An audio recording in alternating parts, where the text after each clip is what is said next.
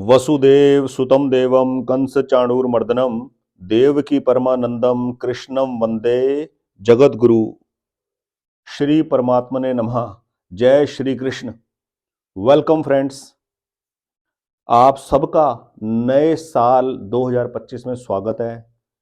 परमपिता परमेश्वर से प्रार्थना है कि भगवान सबके जीवन में सुख हो, शांति हो और सब्र हो। सब्र जो है वो असली समृद्धि है इंसान की। भगवान के दिए दिए हुए के प्रति हमारी कृतज्ञता बनी रहे, हमारा ग्रेटिट्यूड बने रहे जो मिला हुआ है, तो सारी चीजें पूरी हो जाती है जीवन में। श्रीमद् भगवद गीता का ये श्लोक अपने मन में बिठा लें। भगवान कहते हैं, अनन्या चिंतयंत माम ये जना पर्युपास्ते तेषाम नित्य अभिमुक्ताम योगक्षेम वहम में हम। भगवान कहते हैं, जो अनन्य भाव से मेरा चिंतन करता है, जिसने मुझे अपने हृदय में बसा लिया है, उसके सारे भार मैं वहन करता हूं। उसके पास जो कुछ है उसकी रक्षा करता हूं और जो कुछ उसे चाहिए उसकी पूर्ति करता हूं। तो हमें जो कुछ चाहिए उसकी भगवान पूर्ति करते हैं। हम इसके चक्कर में कोई अननेसेसरली डिजायर्स की लाइन न लगा दें। समझदारी से, मैच्योरिटी से सोचें कि हमें जीवन में जिस चीज की जरूरत है एक्चुअल में, भगवान उसका साधन कुछ ना कुछ हमें बना देंगे। हमें एक्चुअल में जीवन में किस चीज की जरूरत है?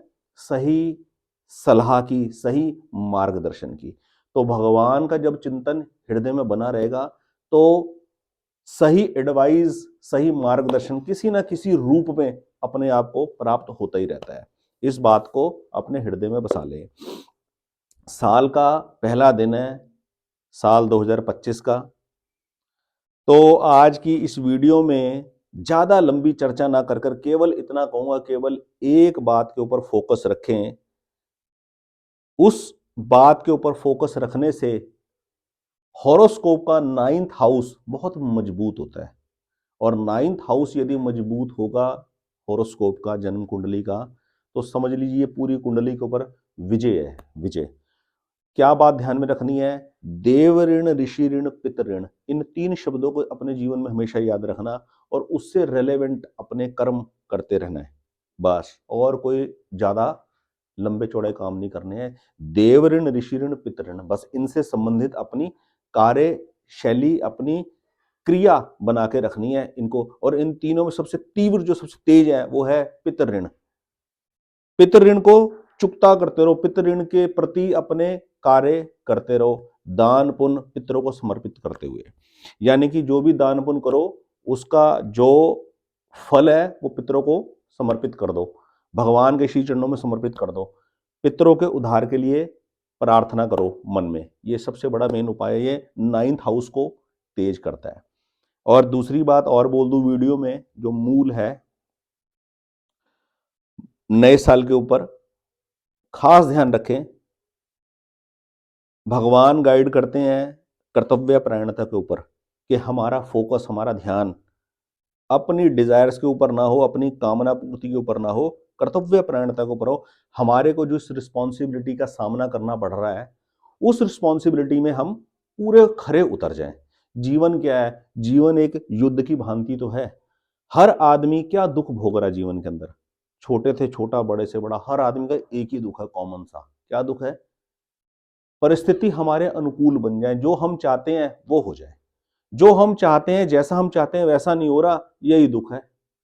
और वो सबका दुख अलग अलग थोड़ा ना है। किसी का दुख है फैक्ट्री में लेबर नहीं टिकती, किसी का दुख है नौकरी नहीं मिल रही, किसी का दुख है मैं विदेश नहीं जा पा रहा, किसी का दुख है मैं विदेश आ गया इतना खर्चा कर कर, अब मैं यहाँ सेटल नहीं हो पा रहा। दुख सबका एक ही है।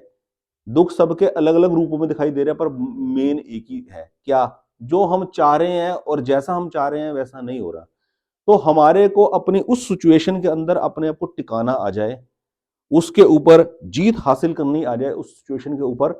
उसके लिए हमारे को क्या चाहिए? परमात्मा का साथ। जो इस श्लोक के अंदर भगवान कह रहे हैं, अनन्या चिंतयन्त माम ये जना पर्युपास्ते तेषाम नित्य अभिमुक्ताम योगक्षेम वहम। भगवान के ऊपर अपना सारा भार डाल दें और केवल अपनी कर्तव्य परायणता, अपनी रिस्पॉन्सिबिलिटी के ऊपर फोकस रखें। सबसे अच्छे सलाहकार भगवान है, भगवान से बड़ा कोई सलाहकार नहीं हो सकता है। इसलिए जब कभी जीवन में कोई प्रश्न आए, सबसे पहले भगवान के श्री चरणों में रखो। बस आज की इस वीडियो में इतनी बात करेंगे।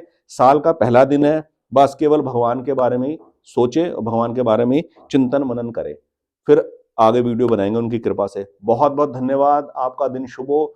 घर में परिवार को सबको आराम से उनके साथ वक्त बिताइए और हंसिए, बोलिए, सारी चिंताएं छोड़ दीजिए। जय श्री कृष्ण।